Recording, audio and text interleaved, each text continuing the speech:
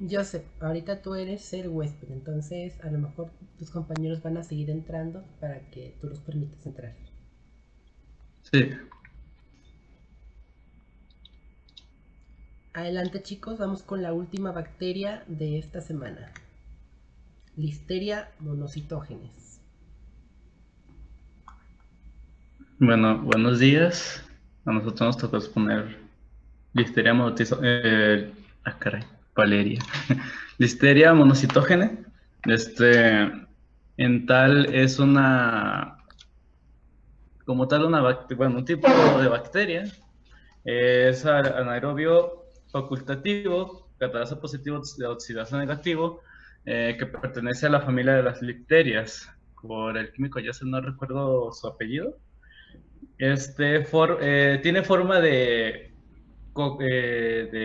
bacilo o cocobacilo y tiene una disposición de diplococo, de diplobacilo, perdón, o en cadenas cortas. Tiende a medir de 0.5 a 2 micras de largo y de ancho 0.5 micras. Es una bacteria intracelular, por lo tanto no genera esporas y como tal su respiración es, como ya dije, anaerobio facultativo, o sea que puede tener eh, requerimientos de oxígeno o no necesitarlos, dependiendo del medio en que se encuentre. Y tiene una movilidad a temperatura ambiente, que es de 20 a 25 grados centígrados o dependiendo. Pero esta bacteria también puede resistir temperaturas de -4 grados hasta los 38, si no mal recuerdo, ahorita lo veremos, pero se le distinguen 13 serotipos, que son, por así decirlo, las subespecies que se pueden encontrar de las literias, de las cuales estas tres son las más importantes porque son las que pueden generar una patogenia en el ser humano como tal. El serotipo se distingue por ¿cómo se dicen? Los antígenos que se encuentran en la superficie de la bacteria. Y sus reservorios puede ser el suelo, el estiércol, materia vegetal en descomposición, lodo, este, mm, ah, alimentos humanos y animales como los bovinos, los caprinos, las aves e incluso los peces y los crustáceos. Y los hospedadores en los como tal va a presentar una patogenia, va a ser los bovinos, los humanos, bueno, en general los animales, incluyendo pescados y crustáceos. Se le puede encontrar, por así decirlo, en los animales, entre 10 y 10 a la 8 unidades fundamentales de colonización en hospedadores sanos. Eh, Puede sobrevivir en el suelo, en el agua, en las heces y en los alimentos como tal. Como aquí dijimos, puede resistir una temperatura de -18. Bueno, y también se puede reproducir bueno, la temperatura mínima que puede tener para poder reproducirse es de 4 grados centígrados hasta los 45. Y puede resistir un pH alto, bueno, dependiendo, alto o bajo, dependiendo de si es ácido o es básico, de 3.5 a 9.6. Como tal, eso no viene como tanto en la bibliografía del Murray, pero lo tuvimos que investigar de otras fuentes. Y tiene una tolerancia a concentraciones de sal, que es bueno, la máxima es de 20% de la concentración de sal en un medio estable. Como tal, la tinción que se utiliza para un diagnóstico es la tinción de Gram, porque es Gram positiva. Al microscopio, o por así decirlo, las colonias pueden tener una ligera hemólisis, mmm, debido a cosas que les van a explicar a continuación. Y como ya dijimos, puede estar formando cadenas cortas o pueden estar en diplobacilos, perdón. Es que y en sí, en el cultivo se le van a ver de manera de color grisáceo o pálido, tirándole azul. Y va a haber, van a ser pequeñas colonias. Y su crecimiento en agares tiene, bueno, puede estar constituido, pueden, por una atmósfera del 5% de oxígeno y del 5 al 10% de dióxido de carbono debido a su tipo de respiración. Y como tal puede tener un requerimiento nutricional como es aminoácidos, carbohidratos y las vitaminas del complejo B, que ya como todos sabemos son vitaminas hidrosolubles que son necesarias en el cuerpo y pueden ser adquiridas por nosotros desde hígado animal o algunas otras fuentes como la leche, las espinacas, e incluso la carne, la clara del huevo, la yema del huevo, pueden tener estas vitaminas del complejo B, que son importantes tanto para el metabolismo de carbohidratos, de proteínas e incluso para la formación y mantenimiento de la hemoglobina y de la mioglobina. Ahora sigue mi compañera. Bueno, como dijo mi compañero, estas bacterias van a entrar por medio de alimentos contaminados como son pues los de origen animal, ya sea leche pasteurizada, alimentos poco cocidos, etc. Entonces, estos van a entrar a través del tubo digestivo, y van a entrar en contacto con los macrófagos y las células epiteliales. Con respecto a los macrófagos, van a entrar por medio de fagocitosis y las células epiteliales van a entrar por medio de endocitosis. Y estas van a estar mediadas por receptores. Estos receptores pues se llaman ligandinas, por si lo quieren anotar. Con respecto a la fagocitosis, va a estar facilitada por las internilas. Estas van a ser las de tipo A y las de tipo B. Estas internilas van a crear fagolisosomas en lo que es el macrófago. Y como pueden ver ahí en la imagen, se observa como si tuviera una capsulita en la bacteria. No sé si se va. Después, cuando entra a la célula, esta bacteria va a va a lisar la capsulita, que va a ser por medio de la listeriolicina O y la fosfolipasa C. Después de que la célula va a quedar libre en el citoplasma, se va a empezar a multiplicar. La bacteria va a tener una proteína de superficie que se llama ACTA. Esta va a tener la función de brindarle filamentos de actina. Ahí en la imagen se mira cómo las bacterias tienen como tiritas, no sé si las ven. Y estas van a hacer que la bacteria cree cohetes de actina para que pueda mover dentro de la célula del citoplasma. Y a este tipo de movimiento se le va a llamar tumbling motility. Este movimiento le va a ayudar a la bacteria a entrar en contacto con otros macrófagos. Y así es como se multiplica la célula. Otro gen importante es el factor regulador positivo o PRFA. Y este va a ser responsable de la lisis de la membrana, la replicación, la replicación intracelular y el desplazamiento direccional. ¿Le puedes cambiar?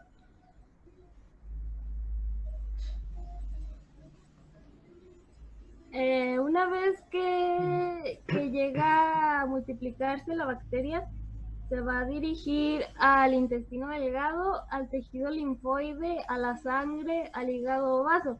Pero ya vuelve una amenaza en cuanto cruza la barrera hematoencefálica, que puede llegar a provocar pues meningitis y así. En el caso de las embarazadas, pues cruza la barrera placentaria y ocasiona problemas tales. Y pues más adelante se los van a explicar mis compañeros.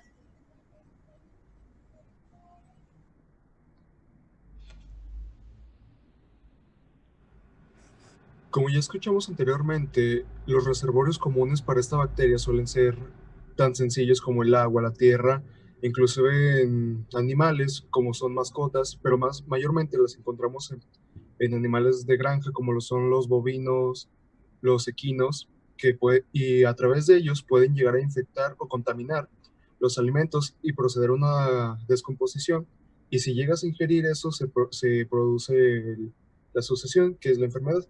Mayormente en los casos de listeria, esto se da por la ingesta de la comida que en al estado por una, un contagio vía transplacentaria, que es cuando la madre infectada infecta lo que es el infante, y prácticamente la transmisión entre humanos no se ha dado confirmación, a excepción de la vía materno-fetal, que es a través de la contaminación placentaria. Yeah. Y bueno, sobre el diagnóstico no es un procedimiento tan difícil de llevar a cabo, ya que se puede hacer en la mayoría de los medios convencionales de laboratorio. Para hacer un diagnóstico, pues vamos a necesitar una muestra, ya sea de algún tejido, de algún líquido del cuerpo, como sangre, líquido cefalorraquídeo o de la placenta. Una vez que se haya conseguido la muestra y se haya hecho un tipo de método, vamos a esperar los resultados de 1 a 2 días de incubación y pues vamos a poder observar pequeñas colonias de forma redonda en el agar. Le das a la siguiente, por favor.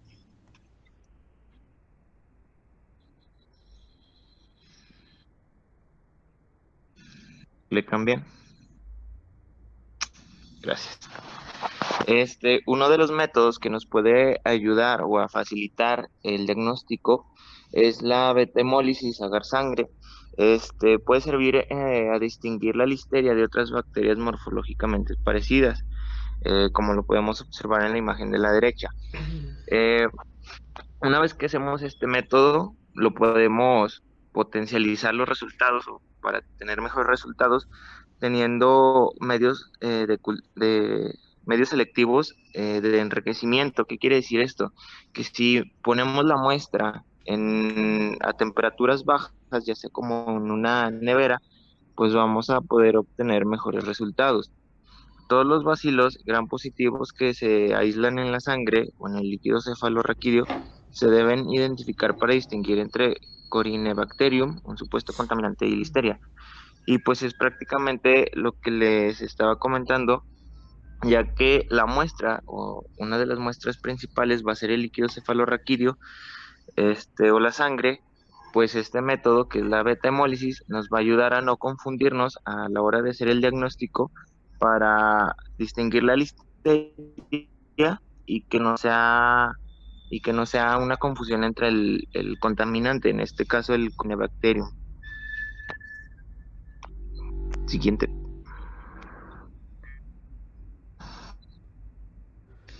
Ok. Mayormente en las infecciones de listeria se dan casos demasiado leves o ligeros, prácticamente transitorios, pero sin embargo hay ocasiones en las cuales la infección puede afectar de mayor manera, provocando complicaciones aún más severas que pueden llegar a complicar la vida. Tanto sea una infección sanguínea generalizada, es decir, una septicemia en que se esparce el virus y traspasando la membrana cefálica y llegar a provocar una meningitis, es decir, una inflamación de las meninges y la compresión del líquido cefalorraquídeo. Esto mayormente se va a ver en lo que son adultos normales o incluso niños adolescentes. En cambio, si nos pasamos a las complicaciones en una mujer con embarazo, se puede prácticamente agravar mucho la situación, dándose situaciones como abortos espontáneos, que prácticamente es soltar al niño del saco, el nacimiento sin vida, el producto llega inerte, sin vida, sin responder de ninguna manera, o en uno de los mejores casos puede dar un nacimiento prematuro en el cual tenemos producto pero puede llegar a proceder con diferentes dificultades. También tenemos un bajo peso al nacer, que eso es acompañado del nacimiento prematuro, al igual que amenazas amenazas infecciosas que pueden mortalizar al bebé, como lo son la meningitis pediátrica, neonatal.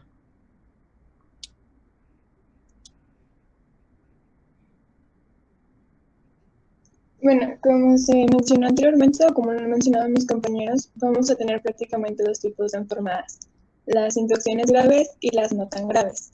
Las infecciones graves se van a tratar con una combinación de gentamicina con penicilina o gentamicina con ampicilina. Ambos pues son derivados de la penicilina. Y las infecciones que no son tan graves se van a tratar con trimetopina y sulfamethoxazol. También hay otros estudios que se han hecho solamente en actividad in vitro y que se han mostrado que son efectivos, con antibióticos de linezolid, daptomicina y tigresina, pero pues aún así, a pesar de los resultados positivos, no se ha comprobado en el tratamiento ante personas o ante pacientes que padecen dicha enfermedad. Y no se puede tratar con cefalosporinas, macrolidos, fluoroquinolas y tetraquilinas, porque es una bacteria que es resistente de manera natural a estos antibióticos, por lo que pues no sería efectivo si se emplean. ¿Lo puedes cambiar, por favor? ¿Cómo podemos prevenirlo? Pues prácticamente, como se ha mencionado en toda la exposición, es una bacteria que se va a encontrar en alimentos.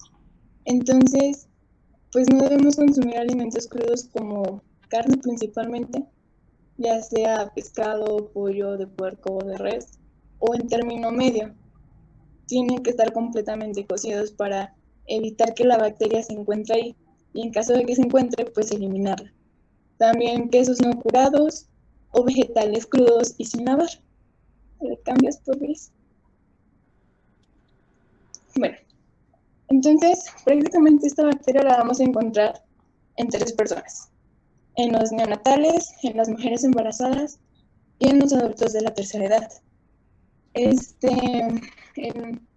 enfermedades neonatales se va a dividir en 2, que es la enfermedad del comienzo precoz, que va a ser adquirida por vía transplacentaria, como se mencionó anteriormente, por lo que va a surgir, de manera inmediata. Y antes de que pues el bebé salga, ¿no? Va a ocasionar abortos mortinatos o partos prematuros. Como ya se mencionó antes, el hecho de que tenga esta enfermedad, pues en algún momento va a llegar que el bebé no se desarrolle como debe desarrollarse, o que simplemente nazca con un peso pues bajo. La manera más común en la que se presenta es a través de la granulomatosis infantil séptica, que esta prácticamente va a formar abscesos o granulomas. ¿Qué es un granuloma? Bueno, en la imagen podemos observar como una pequeña bolita, no sé si se alcanza a ver bien, que va a estar presente en múltiples órganos. ¿Le cambias, por favor? Y la segunda enfermedad de neonatal va a ser la enfermedad de comienzo tardío. Esta puede ser adquirida de 2 a 3 meses después, o más bien semanas después del nacimiento. Se va a presentar en forma de meningitis o meningocefalitis con septicemia. También esto es conocido como la espina bífida, que se puede presentar en cualquier parte de la porción del tubo neural.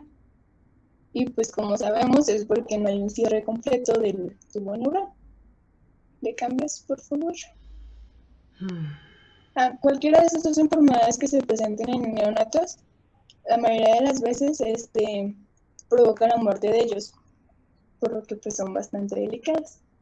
También vamos a encontrar infecciones en mujeres embarazadas, que la mayoría del tiempo son más frecuentes alrededor del tercer trimestre, cuando pues la unidad celular es alterada. ¿Por qué?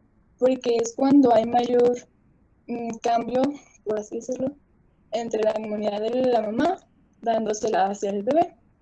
Entonces va a conocer o se va a presentar lo que es la bacteriemia primaria o enfermedad de hipotensión o meningitis. Cualquiera de estas tres se puede desarrollar en la mamá. Y pues al momento de que sigue compartiendo la placenta o sigue compartiendo ciertos nutrientes, sustancias y demás con el bebé, es por eso que se da la enfermedad precoz con el neonato. ¿Le cambias por favor? Y por último tenemos la enfermedad de adultos sanos. Igual como sabemos, las personas de la tercera edad son bueno, es una de las poblaciones con una deficiencia de inmunidad. Y lo que ellos presentan serían las enfermedades pseudogripal, que consta de dolores de cabeza, de fiebre, escalofríos, vómito, tos, náuseas, entre otros síntomas. O también puede estar acompañada de enfermedades gastrointestinales, como sería la gastroenteritis. Y pues igual, o sea, ellos sí tienen como cura, no les da tan fuerte, pero pues sí es algo delicado que le llegan a presentar por la edad y más si llegan a presentar algunos otros padecimientos.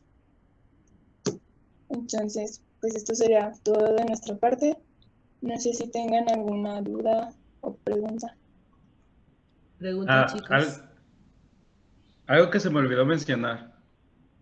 Ay, disculpe, ahorita se me acordé. No hay problema. Esta bacteria suele ser confundida con los enterococos y con Staphylococcus pneumoniae, debido a que, con Staphylococcus pneumoniae porque las dos provocan meningitis, por así decirlo.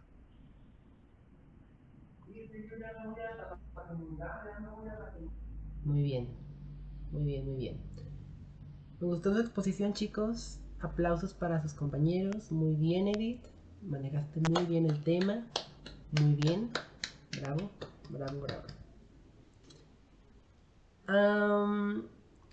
Prácticamente dijeron todo lo que se necesita saber de Listeria.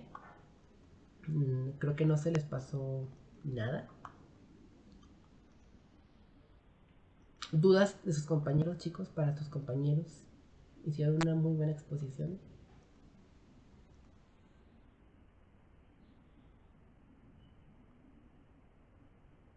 Bueno, voy a complementarles solamente un poquito. Mencionaron, tienen forma de cocobacilos. A veces parecen cocobacilos, pero realmente son bacterias en forma de bacilo. Son gram positivas y en algunas ocasiones se pueden teñir como gram negativas. Obviamente por las características físicas de su pared. Pero en sí son gram positivas. Todos los bacilos que estamos viendo aquí son Listeria. El bacilo que estamos viendo aquí en el centro es E. coli. Realmente Listeria abarca como tal en su género 10 especies, de las cuales solamente monocitógenes y inamovi son los únicos patógenos reconocidos. Listeria monocitógenes, ya mencionaron también como tal su tamaño, muy bien. Y también mencionaron algo muy importante que hay que resaltar, que puede crecer en temperaturas muy frías. Puede crecer en temperaturas de 4 grados, de 1 grado, temperaturas ambientales, básicamente. Entonces, es por eso también que yo les pedía que cultivaran en casa, porque hay bacterias que sí pueden crecer en casa, que sí pueden crecer en medio ambiente. Entonces, de hecho, en la práctica más adelante que viene de cultivo de alimentos, uno de los medios para tener que dejarlo en el refrigerador, entre abierto y cerrado, porque se puede contaminar con hongos, para ver qué es lo que puede llegar a crecer ahí. ¿Ok? Mencionaron también, es una bacteria que soporta mucha cantidad de sal, entonces es una halófila, es el término que se le da a las bacterias que soportan como grandes cantidades de sal, es una bacteria halófila. Y no sé si se han fijado que, por ejemplo, cuando el jamón se echa a perder, adquiere como una textura babosita y sabe muy salado. Está muy muy salado. Esto es producto también de la contaminación de esta bacteria, de la bacteria monocitógenes. Es como una prueba, digamos, bioquímica de la presencia de la bacteria. La bacteria como tal, en medio ambiente, a temperatura ambiente, temperaturas frías, es una bacteria móvil, se puede mover. Pero en el cuerpo humano, en la temperatura de 37 grados, es una bacteria que realmente es inmóvil. Generalmente, ya ustedes también, sobre todo Edith, mencionó varias de las enfermedades o de los pacientes a los cuales está asociada como tal la bacteria. Generalmente se asocia más a lo que son neonatos. Es una bacteria que sí es beta-hemolítica, pero es una beta-hemolítica débil. O sea, sí provoca una hemólisis, pero es una hemólisis como un poco más débil, por ejemplo, en comparación con Streptococcus pyogenes. Y es un patógeno intracelular. Es un parásito intracelular. Mencionaron también cómo es que se replica. Se replica dentro de lo que son los macrófagos. Generalmente estos, les faltó un poquito mencionar, creo,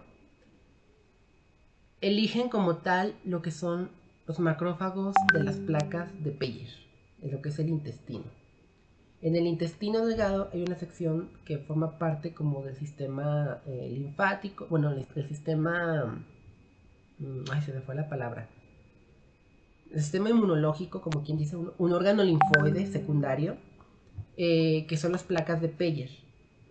Las placas de Peyer son placas que están, nódulos linfoides que están en el intestino, que tienen una función inmunológica.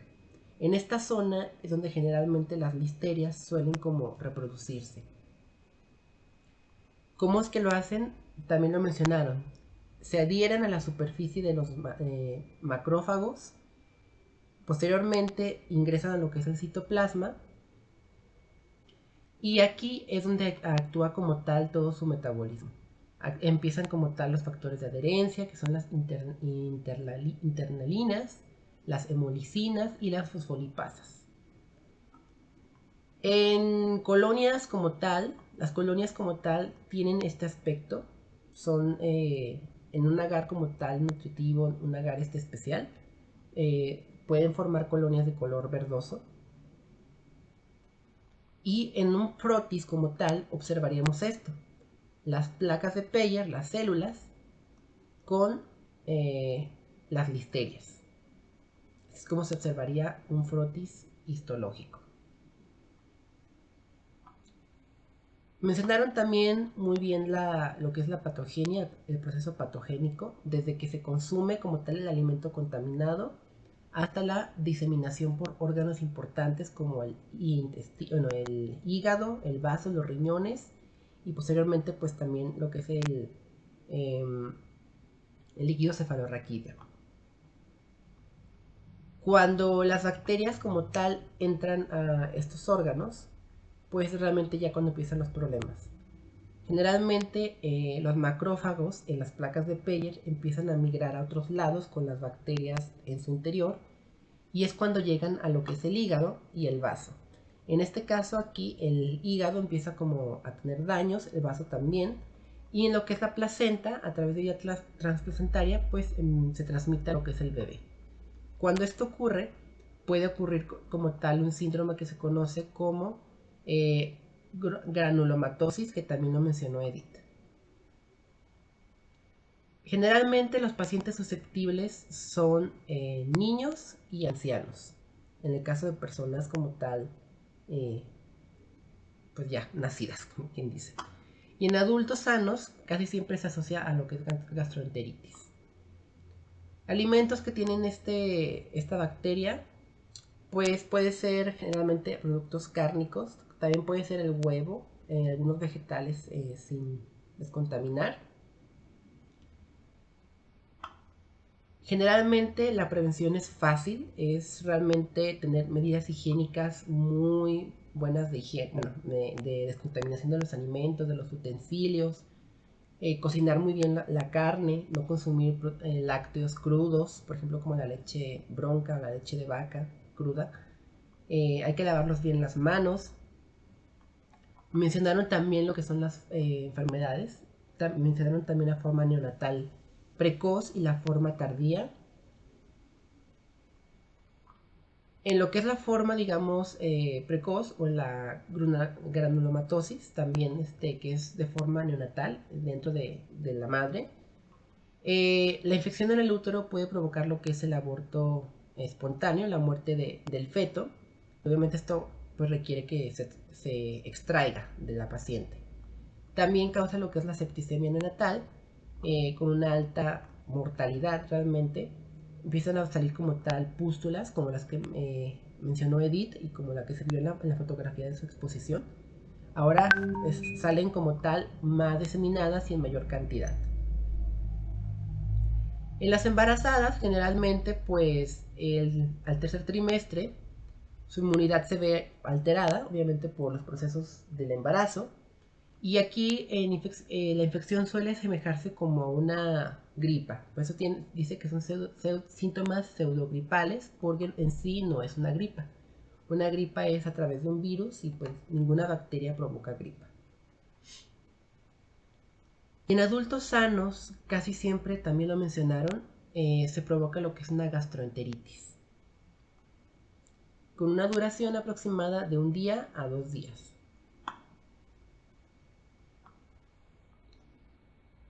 Lo más grave que puede llegar a provocar en un adulto sano es como tal la meningitis, o en este caso en un paciente anciano, pues es la meningitis. En este caso, igual ya sabemos que cualquier función positiva en tinción de Gram con bacterias es prueba positiva para meningitis bacteriana. En este caso hay que reconocer bien la bacteria con un cultivo porque pues también se puede, como dijo Joseph, confundir con Streptococcus pneumoniae y con Neisseria meningitis. El diagnóstico de esta enfermedad también va a ser clínico a través también de la historia del paciente. En el caso de que haya llegado como tal a las meninges o al sistema nervioso, hay que hacer una punción lumbar, cultivar en agar sangre o en agar nutritivo también para recuperar. Las colonias empiezan a crecer aproximadamente a los 2 días. A los 2 días ya hay crecimiento bacteriano, entonces es fácil también reconocer las colonias. Podemos hacer una prueba de motilidad. Recuerden que la bacteria se mueve en temperatura ambiente. Entonces con un medio en un tubo de ensayo hacemos la prueba de motilidad y si es positiva quiere decir Listeria monocytogenes. Otra cosa que podemos hacer es también cultivar en una nevera. Y recuerden que también esta bacteria va a crecer en ambientes fríos. Entonces, eso también puede ser una forma de diferenciar la bacteria de otras, ya que la mayoría de las bacterias crecen en temperaturas un poco más elevadas. Esta es como una excepción. Otras cosas que podemos hacer para diferenciar de especies son las pruebas bioquímicas. En este caso, las pruebas bioquímicas son, digamos, pruebas que se utilizan para cambiar como tal de color el medio, añadiendo un componente o quitándolo, y esto nos va a dar como tal la confirmación de la bacteria o la presencia de otro tipo. Generalmente, también mencionó Joseph los serotipos, y el serotipo que es más frecuentemente asociado a infecciones alimentarias es el serotipo 4B. El serotipo 4B es el que está asociado como a las gastroenteritis alimentarias. Tratamiento, también lo mencionaron muy bien. Se tiene que dar gentamicina con ampicilina o penicilina. Es como tal la combinación de antibióticos que mejor funciona para esta bacteria. Y las cefalosporinas, macrólidos, fluoroquinolonas y tetraciclinas son ineficaces porque hay una resistencia natural. Naturalmente son resistentes a estos antibióticos. Lo que mencionaban, por ejemplo, de estos antibióticos que se han usado en vitro, no se han usado en personas por la razón de que no han sido probados en la cantidad exacta. Tampoco no han sido usados porque no hay estudios suficientes y si se administra una dosis como tal demasiado elevada, es tóxico, digamos, para el paciente. Algo que le mencionaba, por ejemplo, en resistencia bacteriana, que creo que no quedó muy claro, pero lo menciono ahorita, es que para que un antibiótico actúe, tiene que darse en una cantidad alta, pero sin que sea tóxico para el paciente. O sea, la cantidad más alta, o digamos la límite de dosis en un antibiótico, es la que va a funcionar con las bacterias. Y en este caso, como no hay pruebas en humanos, por eso no se han utilizado. En vitro se pueden utilizar a las cantidades que quieran, porque pues no hay un sistema que dañe, o sea, el cuerpo no va a estar dañado. Pero si la cantidad in vitro es mayor a la que el cuerpo humano puede resistir, pues realmente no es recomendable dar el tratamiento, hay que buscar otro. Y bueno, la infección como tal se puede prevenir, ya les mencioné, desinfectando los alimentos, evitando comer alimentos crudos, y no hay ninguna vacuna hasta hoy en día que pueda como tal prevenirla. Son infecciones muy esporádicas en adultos y con una prevención y un control muy difícil. ¿Dudas como tal, chicos, ahorita? Cuídense, chicos. Nos vemos. Tengan muy bonito día, muy bonitas clases. Bye. Igualmente. Bye.